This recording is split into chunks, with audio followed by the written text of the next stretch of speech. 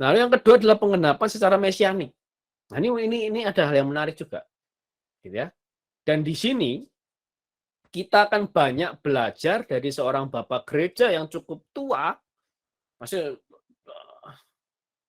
kuno, sangat kuno, yang cukup kuno, gitu ya, itu Santo Hippolytus dari Roma. Lihat, dia lahir tahun 170, meninggal tahun 235. Oh, ini kuno sekali, gitu ya. Abad kedua hidup. Nah, Santo Hippolytus ini muridnya Santo Irenaeus. Yang tadi saya katakan bahwa di zaman Irenaeus tuh uskup Roma tuh masih menjadi pemimpin atas seluruh gereja, gitu ya. Santo Hippolytus ini muridnya Santo Irenaeus itu muridnya Santo Polikarpus itu muridnya Rasul Yohanes. Jadi suksesi apostoliknya seperti itu. Dan ini hidup di abad ketiga, abad kedua sampai abad ketiga, ya tahun 170 sampai 235. Ini cukup kuno. Jadi tafsiran yang saya sampaikan ini akan cukup kuno, sebagai tafsiran kuno mengenai 12 suku Israel, pengenapannya secara mesianik. Ini cukup kuno tafsirannya di dalam kekristenan. Pertama Efraim dan Manasye, gitu ya. Nah, Santo Hippolytus bilang begini dia, kalau Efraim dan Manasye menjadi suku, gitu ya, artinya Yusuf kan hilang, Yusuf digantikan dengan Efraim dan Manasye. Artinya jumlah suku-suku Israel ada berapa?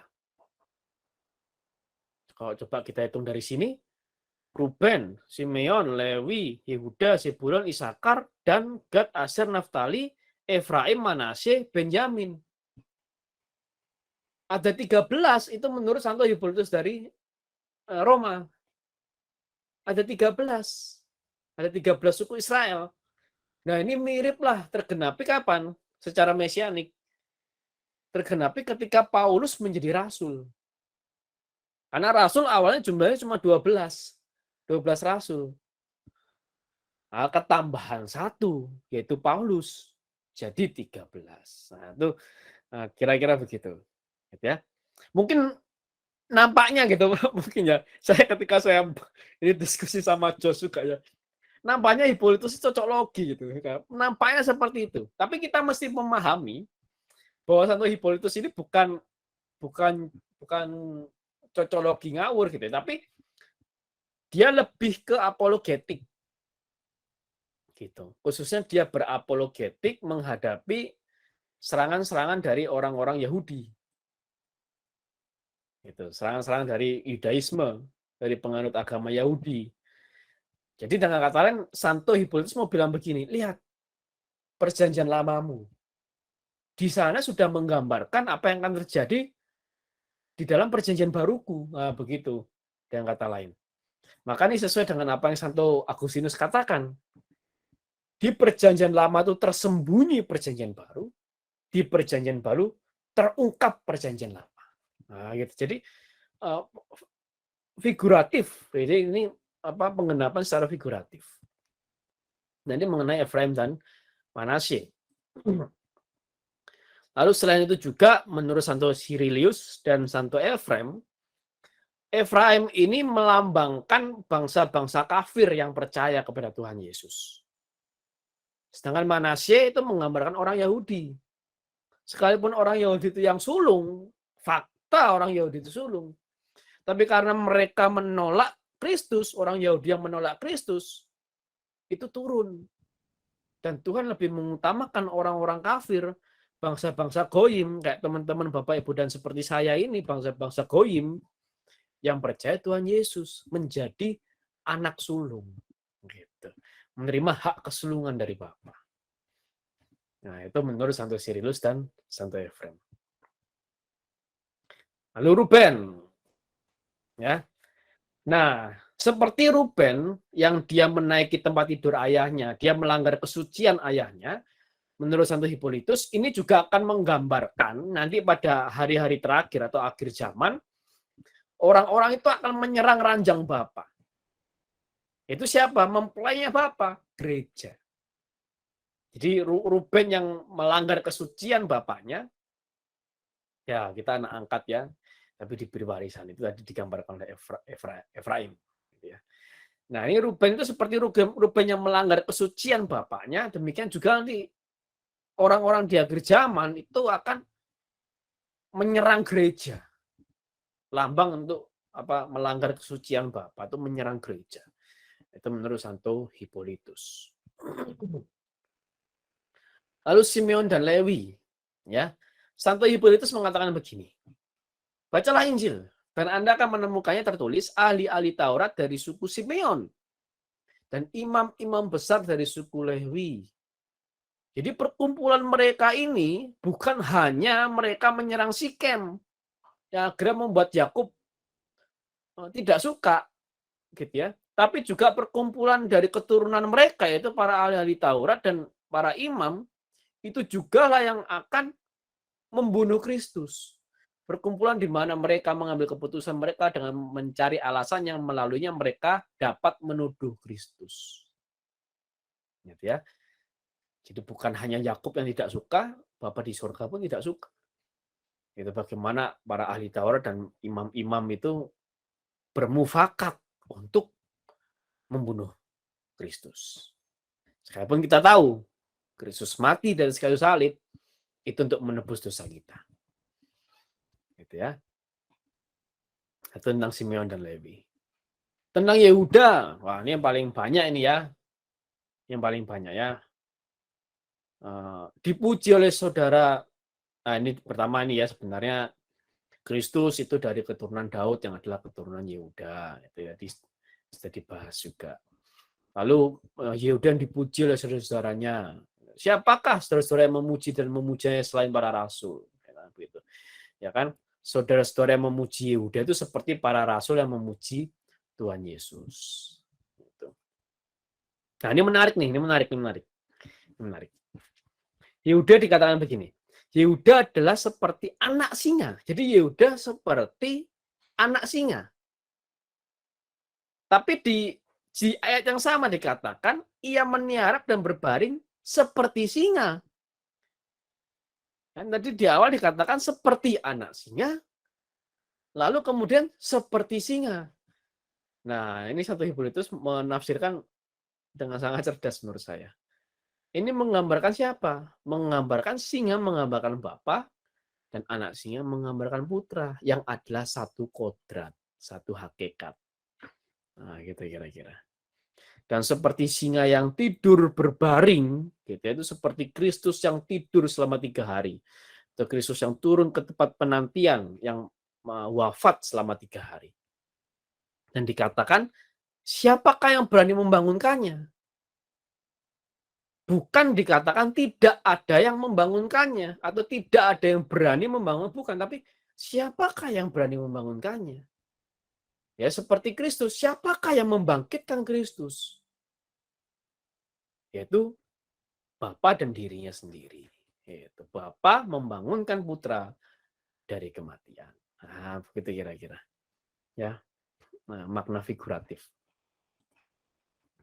Lalu ini keledai ya. Kita tahu keledai itu menggambarkan orang-orang bukan Yahudi yang dipanggil dan diikat pada pohon anggur. Menambatkan keledainya pada pohon anggur. Siapa pohon anggur itu? Tuhan Yesus. Nah, begitu. Seperti pohon anggur juga yang digantung di atas kayu. Tuhan Yesus pun juga digantung di atas kayu salib. Itu menurut Santo Hippolytus dari Roma. Lalu mata, mengenai mata juga sama. Ya kan, bagaimana para nabi itu menjadi mata Kristus. Dan gigi putih karena susu itu karena susu putih karena susu. Jadi Santo Hippolytus menafsirkan apa?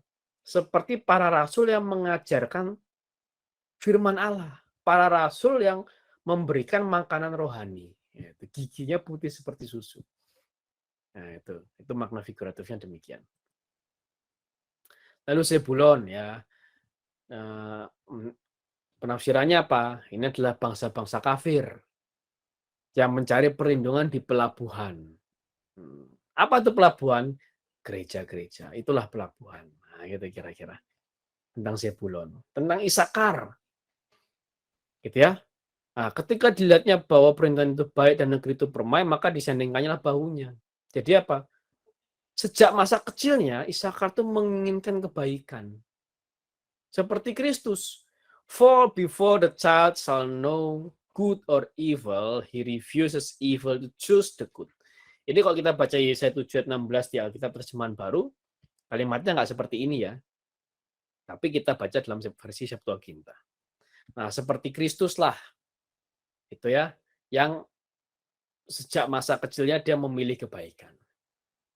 Ya, lalu seperti Isakar yang menyendengkan bahu di negeri yang permai, demikianlah Kristus beristirahat atau menyendengkan dirinya dalam warisan para nabi.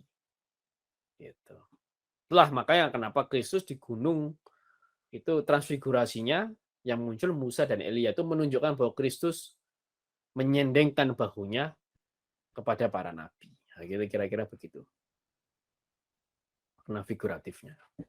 Dan, nah ini penting nih. Tadi kan Ko Peter menyinggung tentang dan ini. Ini menarik. Kenapa? Karena banyak yang mengira bahwa antikristus itu akan lahir dari keturunan Dan. Salah satu tafsiran yang saya baca itu tafsiran dari Ambrosius dari Milan. Itu mengatakan demikian. Bahwa dari sini menubuat kenapa? Ya itu kan ini kan teringat lagi seperti nubuatan Allah kepada Hawa. Keturunanmu akan meremukkan kepala ular. Tapi ular itu akan menggigit tumitnya. Nah, seperti itu. Sama mirip. Ular beludak, tumit kuda gitu. Walaupun bukan kulit manusia, tumit manusia tapi tumit kuda. Tapi tumit kudanya dipagut, penunggangnya jatuh. Nah, itu mengingatkan lagi seperti nubuatan Tuhan kepada Hawa. Gitu. Nah, kira-kira begitu. Antikristus akan jauh lebih halus dalam menipu umat beriman. Nah, sedikit mengenai antikristus ya. Banyak orang itu terlalu terpenjara dalam pemikiran bahwa antikristus itu adalah mereka yang menganiaya kekristenan. Saya mau ingatkan di sini bahwa kita baca lagi surat Yohanes nanti. Ya, antikristus itu bukan hanya mereka yang menganiaya kekristenan. Tapi mereka yang menganiaya kekristenan itu masuk dalam golongan antikristus. Tapi antikristus juga itu adalah mereka yang sekalipun mereka Kristen, tapi mereka tidak mengikuti kehendak Tuhan. Sekalipun mereka Kristen, tapi mereka mengajarkan pengajaran yang salah kepada orang lain. Gitu ya. Dan ketika Rasul Yohanes salah satu rasul yang pertama mengungkapkan antikristus ya, antikristos, artinya di belakang Kristus. Itu orang pertama yang mengungkap antikristus. Dan dalam catatan sejarah Irenaeus kalau saya tidak salah, sebenarnya siapa lebih tepatnya dimaksud oleh Rasul Yohanes itu adalah Serintus. Nah, teman-teman Bapak Ibu cari Serintus. Dia orang Kristen. Tapi dia mengajarkan kepada murid-muridnya, Yesus itu bukan Tuhan, tapi Yesus itu manusia super. Dia cuma manusia, tapi dia manusia luar biasa. Dan Serintus itu juga yang mengajarkan nanti di surga itu ada pesta seks selama 1000 tahun. Itu Serintus mengajarkan demikian. Dan itu semua salah, jelas. Yohanes menentang hal itu. Maka dari itu Yohanes menuliskan surat Yohanes yang berisi tentang antikristus. Jadi antikristus itu adalah mereka orang-orang yang tidak mengikuti kehendak Tuhan. Orang Kristen yang tidak mengikuti kehendak Tuhan pun, orang Kristen yang melawan Kristus, orang Kristen yang tidak mengikuti kehendak Kristus, yang mengajarkan hal yang salah tentang Kristus, itu termasuk dalam golongan antikristus. Maka di sini Santo Irenaeus mengatakan antikristus akan jauh lebih halus dalam menipu umat beriman. Jadi belum tentu terang-terangan nanti disembelih orang-orang Kristen gitu, enggak. Belum tentu seperti itu. Bisa jadi lebih halus. Dengan kata-kata yang manis, dengan kata-kata yang logis. Dan mengajarkan sesuatu ya tadi saya sampaikan. Misal, Yesus itu bukan Allah. Nah, itu sesuatu yang tapi dia mengaku dirinya sebagai orang Kristen. Nah, ini masalahnya. Gitu ya. Nanti silakan baca lagi di surat Yohanes ya, itu ya. Di Kristus sama dengan semua yang menentang ajaran Kristus. Nah, kira-kira begitu. Nah, lalu juga ini digambarkan bahwa penunggang kuda itu adalah Tuhan Yesus sendiri. Gitu ya, adalah Tuhan Yesus sendiri. Nah, kira-kira begitu. Nah, suku Gad, ia akan diserang oleh gerombolan. Ini seperti Tuhan Yesus yang diserang oleh gerombolan Sanhedrin dan ahli-ahli Taurat. Gitu ya. Ya, jadi mengikut anti Kristus itu mengaku diri sebagai Kristen, gitu, mengaku diri sebagai pengikut Kristus. Nah, itu yang perlu diwaspadai. Nanti baca lagi ya surat Yohanes. Jadi bukan hanya mereka yang menganiaya kekristenan, bukan hanya itu, gitu. Nah, tapi lebih luas sebenarnya. Nah, ini tentang Gad tadi ya, seperti Kristus yang diserang oleh gerombolan Sanhedrin jahat dari para imam besar dan ahli Taurat yang menguji juru selamat kita. Nah, itu. Jadi Gad memfigurkan Kristus dalam hal ini. Lalu Asyer, makanannya berlimpah. Di sini Nabi berbicara secara tidak jelas. Baik, ya bisa jadi Asyer ini tentang para rasul yang memiliki tugas untuk menyediakan dan membagikan roti kehidupan. Atau tentang Kristus sendiri, tentang Tuhan Yesus sendiri, tentang juru selamat sendiri. Karena ia menubuatkan dan memberitahu kita tentang roti yang turun dari surga, yang merupakan makanan dan minuman bagi orang-orang kudus. Nah, itu tentang Asyer. Oh, tentang Naftali. Nah, Naftali dalam terjemahan Septuaginta cukup berbeda ya dari bahasa Ibrania ya. Kalau bahasa Ibrania nih artinya Naftali seperti rusa betina yang terlepas, ia akan melahirkan anak-anak yang indah. Tapi kalau dalam Septuaginta enggak. Naftali itu seperti ranting yang bercabang gitu ya dan menghasilkan buah-buah yang cantik atau hasil produk-produk yang cantik. Itu Naftali. Nah, ini seperti siapa? Ya seperti itu menggambarkan panggilan kepada orang-orang yang bukan Yahudi. Gitu. Untuk dicangkokkan sebagai batang Tuhan, sebagai batang orang-orang bukan Yahudi ya kita nih teman-teman Bapak Ibu dan saya, orang-orang goyim gitu ya, dicangkokkan ke pokok anggur yang benar. Nah, ya kadang-kadang kita bisa juga jadi antikristus. Nah, ya itu benar tuh. Kadang-kadang bisa jadi kita bisa jadi seorang antikristus gitu ya. Tanpa perlu kita menghujat Kristus gitu sebenarnya. Nah, itu. Nah, kemudian Yusuf. Nah, Yusuf ini gambaran Kristus sekali. Dia akan digenapi dalam Kristus. Ya, kasih karunia Kristus telah meningkat dan menjadi berlimpah. Nah, terus ini menarik nih. Ini menarik. Ya. Ini ada poin-poin menarik. Ya, di tengah-tengah poin yang mungkin nampaknya membosankan ya, ada poin-poin menarik nih. Berkat buah dada dan kandungan. Ini dalam bahasa Ibrania ya. Berkat buah dada dan kandungan. Kemudian apa? Berkat ayahmu. Loh, coba, gimana coba mikirnya? Katanya berkat buah dada dan kandungan. Yang punya buah dada yang punya kandungan ini kan ibu. Tapi kok ayat selanjutnya adalah berkat ayahmu. Ini juga Allah ayahmu. Itu. Nah, ini menarik. Tapi dalam versi terjemahan Septuaginta itu berkat ayahmu dan ibumu. Santo Hippolytus menggambarkan ini dengan sangat baik menurut saya. Pertama apa? Dari berkat ibumu. Ini menggambarkan Kristus yang adalah manusia lahir dari rahim Maria. Dikandung oleh Maria selama 9 bulan dan lahir dari rahim Maria. Yesus sebagai manusia. Tapi kodrat Yesus sebagai firman Allah, sebagai Allah, itu berasal dari Bapa. Nah, ini Santo Hippolytus menggambarkan kodrat ganda Kristus. 100% Allah, 100% manusia. Yesus 100% Allah. Kenapa? Karena dia adalah firman Allah. Firman Allah adalah Allah, keluar dari Bapa. Yesus pun juga 100% manusia.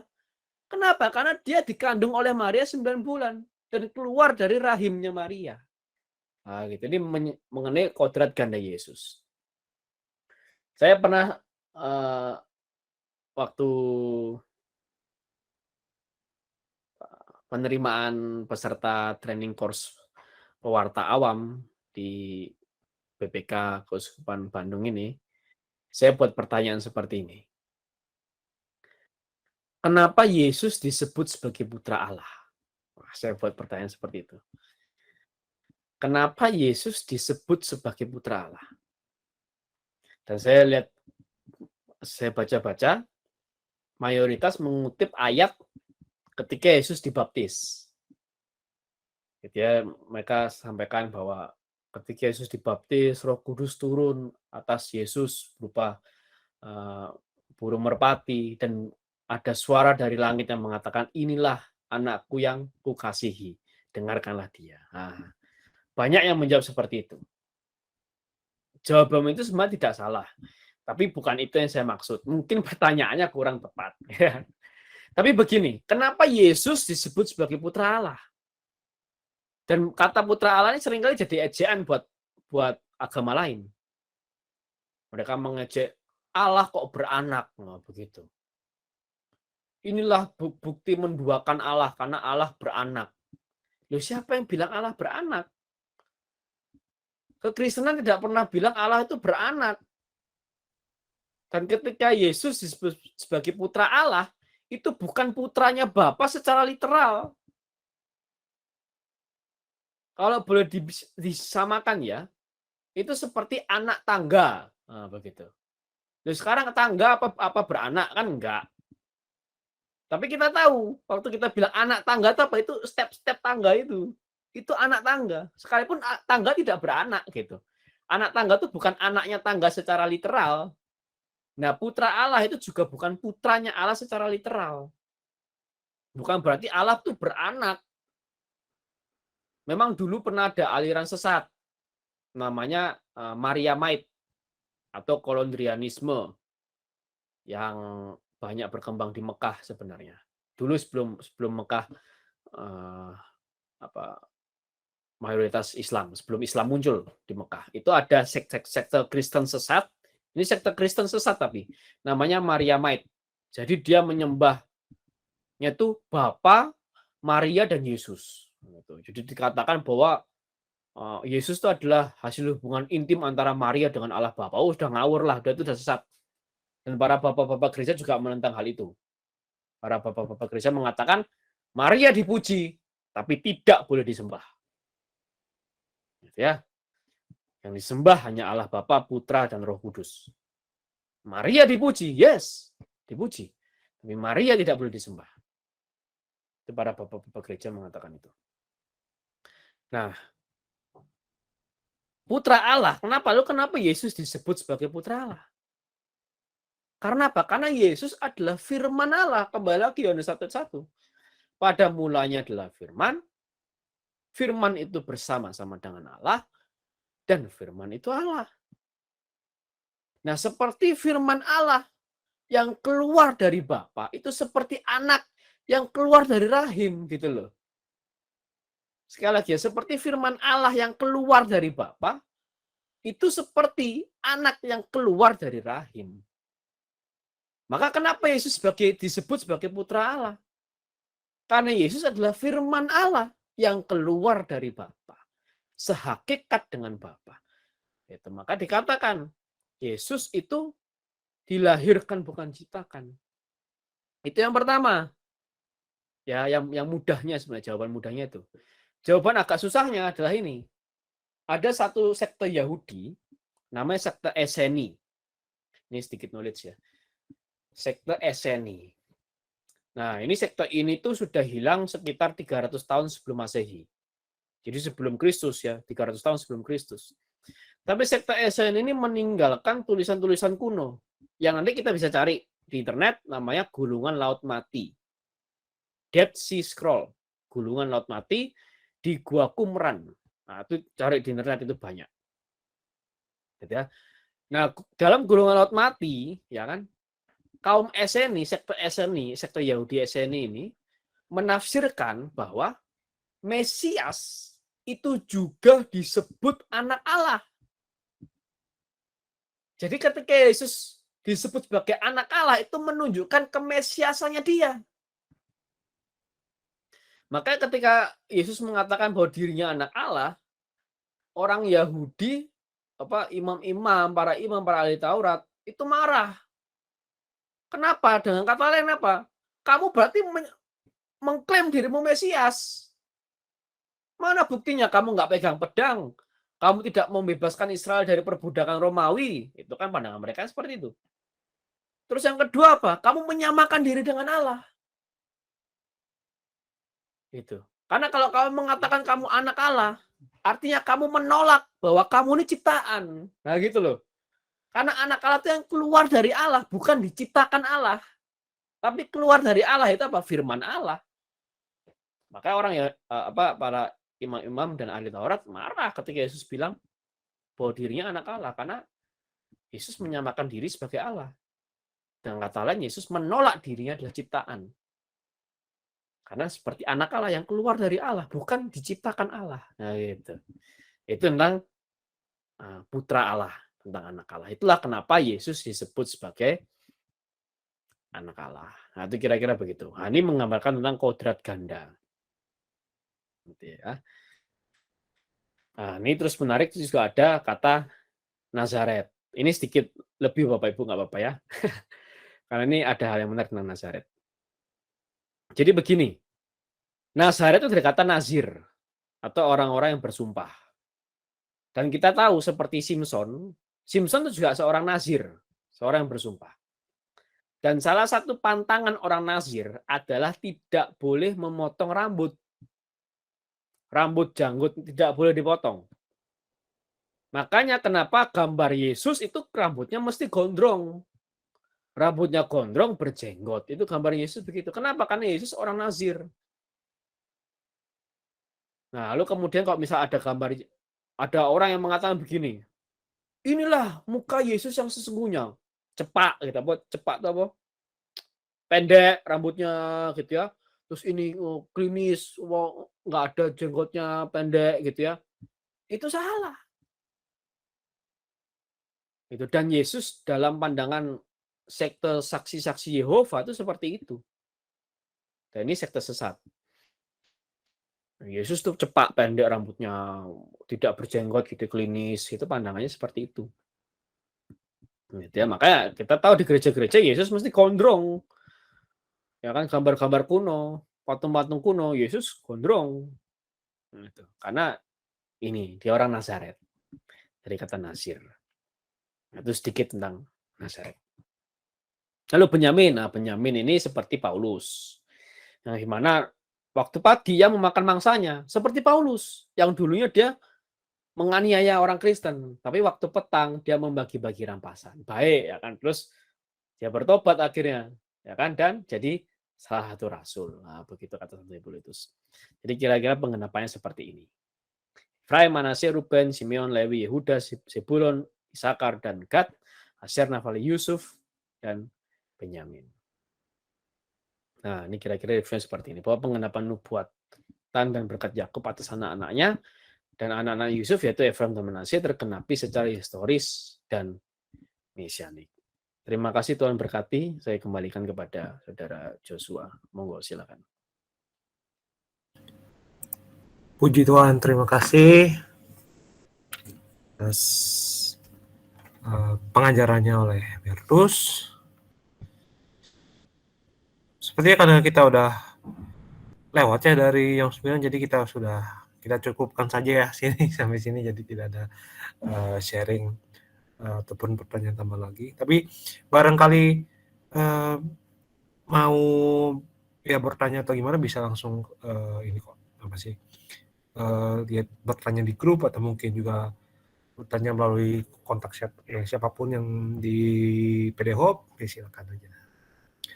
Lalu selain itu juga PDF materi ini ada juga tersedia di Google Drive di bit.ly/materi-hope. Jangan lupa ditulisnya hurufnya sesuai semua ya, berarti sini kan huruf kecil semua ya. Jadi ya huruf kecil semua. Lalu bagi Bapak Ibu, teman-teman yang ketinggalan, kami juga ini kan direkam dan itu akan ditayangkan di channel YouTube House of Praise Bandung. Lalu dukung kami juga, follow kami juga di @house.of.praise di Instagram. Oke, next. Lalu juga setiap Jumat kita juga ada rosario, di setiap Selasa itu ada miracle room. Mungkin kalau mungkin bahasa umumnya adalah doa syafaat. Ya. Tapi ya jadi doa untuk mendoakan berbagai wujud ya. Tapi kenapa dinamakan miracle room? Karena kita percaya akan ada suatu miracle atau mujizat yang terjadi. Amin. Lalu Kamis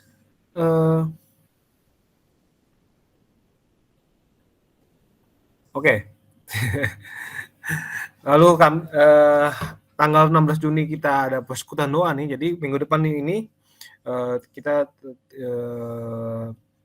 belum ada jazz tapi ada persekutuan doa secara online nanti. Tapi tanggal 18 Juninya kita ada persekutuan doa offline juga di gereja Melania. Lalu kita akan bertemu lagi 2 minggu selanjutnya tanggal 23 Juni dalam jazz. Oke. Ya. Ini poster flyer untuk ininya Rise Up tanggal 18 Juni 2022 pukul 7 malam di Gereja Melania Bandung hari Sabtu yang dibawakan oleh Saudara Alfonsus Aurinus Gunawijaya. Jadi bagi mungkin Bapak Ibu atau teman-teman yang ada di Bandung bisa nanti ke Gereja Melania aja di yang hari Sabtu untuk mengikuti PD offline bersama-sama. Oke, apalagi? Oke, mari kita menutup jazz hope kita pada malam hari ini dengan doa penyembuhan batin dalam tidur. Mari kita tenangkan hati. Kita buka dengan tanda kemenangan Kristus dan nama Bapa, Putra, dan Roh Kudus. Amin. Tuhan Yesus melalui kuasa Roh Kudus hadirlah pada masa laluku sementara aku tidur. Sembuhkanlah segala luka yang dalam batinku yang pernah kualami. Luka karena kurang kasih sayang dari orang tua dan sesama, luka karena pengkhianatan, luka karena penolakan, luka karena pelecehan, luka karena penghinaan. Biarlah dengan darah-Mu Kau jadikan aku utuh kembali. Semua hubungan persaudaraan yang sudah rusak dengan keluargaku maupun dengan saudaraku, sembuhkanlah ya Tuhan. Dari segala ketakutan, kecemasan, kegelisahan, keputusasaan, kesembuhkanlah aku. Hadirlah Engkau ya Tuhan supaya aku bisa mengampuni diriku sendiri, mengampuni sesamaku, mengampuni situasi yang menyakitkan. Bantulah aku ya Tuhan supaya aku dapat mengambil akar pahit yang ada dalam hidupku dan isilah hatiku dengan kasih-Mu dalam tidurku malam ini. Terima kasih Tuhan dan berkatilah aku. Amin. Bapa kami yang ada di surga, dimuliakanlah nama-Mu, datanglah kerajaan-Mu, jadilah kehendak-Mu di atas bumi seperti di dalam surga. Berilah kami rezeki pada hari ini dan ampunilah kesalahan kami seperti kami pun mengampuni yang bersalah pada kami, dan jangan masukkan kami dalam percobaan, tapi bebaskanlah kami dari yang jahat. Amin. Salam Maria, penuh rahmat Tuhan sertamu, terpujilah Engkau di antara wanita dan terpujilah buah tubuhmu Yesus. Santa Maria Bunda Allah, doakanlah kami yang berdosa ini sekarang dan waktu kami mati. Amin. Salam Maria, penuh rahmat Tuhan sertamu, terpujilah Engkau di antara wanita dan terpujilah buah tubuhmu Yesus. Santa Maria Bunda Allah, doakanlah kami yang berdosa ini sekarang dan waktu kami mati. Amin. Salam Maria, penuh rahmat Tuhan sertamu, terpujilah Engkau di antara wanita dan terpujilah buah tubuhmu Yesus. Santa Maria Bunda Allah, doakanlah kami yang berdosa ini sekarang dan waktu kami mati. Amin. Kemuliaan pada Bapa dan Putra dan Roh Kudus, seperti permulaan sekarang selalu sepanjang segala abad. Santo Gabriel, doakanlah kami. Santo Mikael, lindungilah kami. Santo Rafael, tolonglah kami. Amin. Dan Bapa, Putra, Roh Kudus. Amin.